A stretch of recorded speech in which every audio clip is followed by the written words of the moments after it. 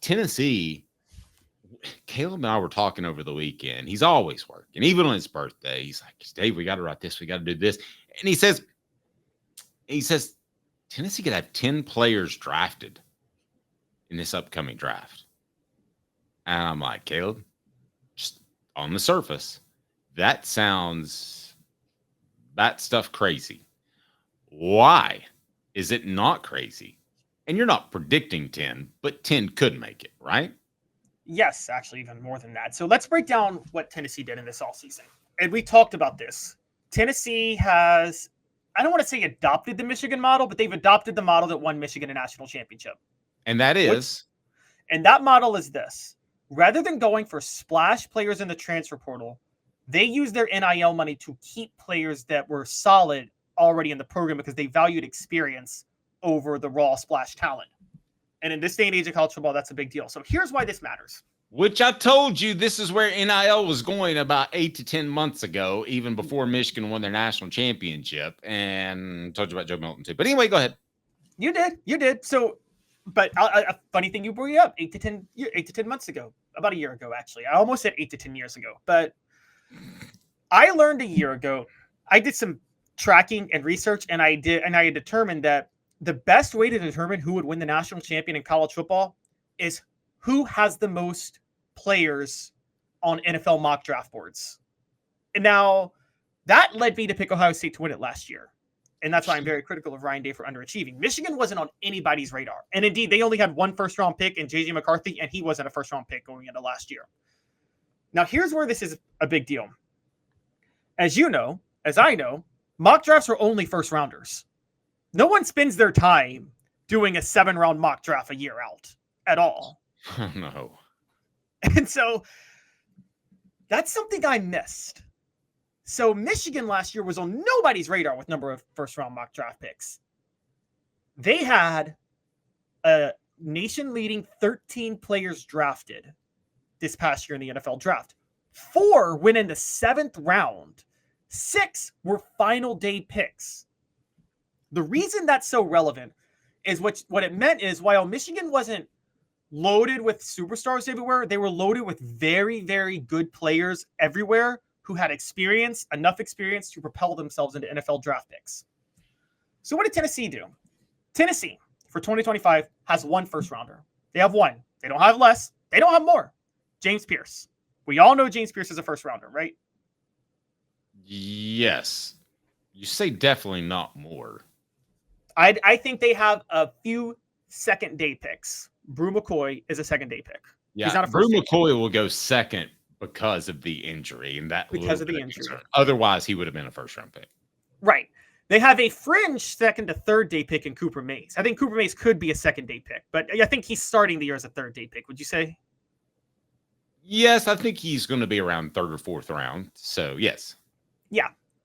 Look at who Tennessee has coming back, and these are a bunch of players, guys, that could end up being later round NFL draft picks. Let's just start with the offensive line. John Campbell Jr., Javonte Spraggins. Both of them, 3rd-day picks. Say wham. I'll go 3rd-day picks as well. Okay. Let's go defense. Amari Thomas, 3rd-day pick. Not a superstar, but definitely a guy you want to draft in one of your later rounds. Say wham. I'm going to go 5th round for Amari. I know you but like that's a 3rd-day pick. It is. You like him a little more than me, but not vast differences. Okay, let's keep going. 3rd-day pick, Elijah Simmons, if he actually can emerge and do what he needs to do. I wouldn't disagree with you there. I think it's either 2nd-day pick or might not get drafted. Okay, that's fair too. But what if the reason he could move into 3rd day is because he could blow away at the combine, but just not produce in the season. But either way, I can get with that. Either way, not a 1st-day pick. He could be a 1st-round pick. He has that ability. Right. It's just been an injury, one after the other issue, which would also hurt him in the draft. So maybe let me backtrack that. He's a 3rd day no matter what, but it's going to be because of injury if he has a fantastic season, just a pre-existing injury. So I'm going to change my stance just a bit if you don't mind. Okay, that's fine. Here's a 3rd-day caliber pick who's probably not going to get picked because of his age. And you know where I'm going. Keenan Peely. He wouldn't See, get drafted. I don't understand, Caleb. I don't understand the age thing. I really don't, because we've seen athletes play well into their late 20s, 30s, and then you have what Tom Brady has done. I don't understand. The average NFL career is what, 5 years or 4.5 years, I believe. If I can get 4.5 years out of Keenan Pilley, and I think he's going to be my starting middle linebacker for 4 or 5 years, to me, you've won the battle. Who cares if he's healthy enough to last till he's 35? I mean, that doesn't bother me.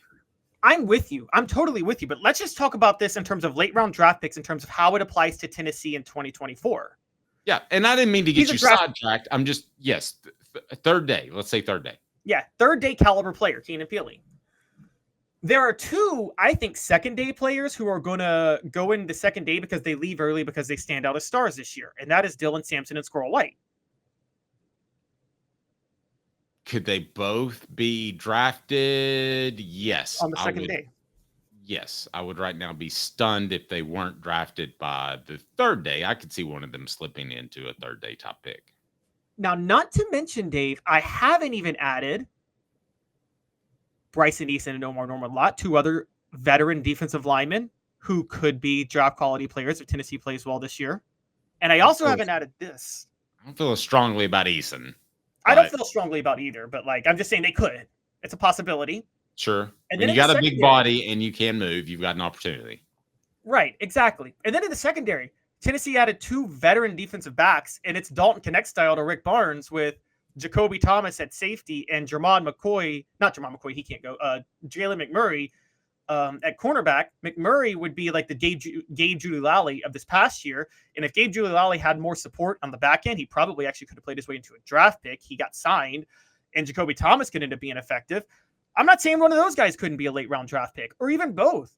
So, when I lay all this out, I'm talking 14 players who could be draft caliber players next year, not even including the fact that Tennessee has a future first round pick at quarterback who just can't go out next year because he's not going to be eligible. So when you break all that down, can't Tennessee low key be the Michigan of 2024? Yes, I've thought that. I didn't really, in all fairness, realize it was the Michigan model, but I thought that was the model that NIL was going to adapt to both at Tennessee and across the nation. I think we told you that early. We like to be a little bit ahead of the curve if we can around here, and we were. I did not know that was Michigan's first foray, or that they were one of the first forays into that, keeping your current players with NIL. But since you've educated me on that, then yes, but that's not just the Tennessee model. They may be a little bit ahead of the curve keeping their players, but that's going to be the model for all college football programs. Now, if the money gets enormous, then maybe you could go throw another $2 million a year at a Nico. But for the most part, I think you're going to want players to get on board in an introductory salary, which sounds weird, and then they can upgrade with a promised raise. You could even tie it to based off number of starts or based off how they played to awards. You could do all kinds of things to promise them that the money is going to be there. They're not just getting that opening, whatever it might be, $100,000 a year. They can get more than that. That's what you would have to tell them. But that's where NIL is going. That's absolutely where it's going. Let me give you a great comparison with this, Dave. Now, it's not exact because the 98 and the 2000 or the 97 and 99 teams had more draft picks overall, but one of the reasons people think the 98 team wasn't as good as the 99 or 97 team is because the first round talent doesn't stand out as much, right? There's not a Peyton Manning and Marcus Nash and then a Sean Ellis and Jamal Lewis. You know what I mean? There was one first rounder, and that was Al Wilson. Right. And a friend of the program, Fred White, told us that the 99 team was better than the 98 team. Right. But the 98 team had one first rounder, but it had a lot of second to fifth rounders that were very solid. I mean, don't get me started on Peerless Price, who I think is the most clutch receiver of all time for Tennessee. Sean Bryson, third rounder. Steve Johnson, sixth rounder. Jeff Hall getting drafted. Corey Terry getting drafted. I mean, these are guys that they're not first rounders, but they're key parts of the 98 national title team, aren't they? Yes.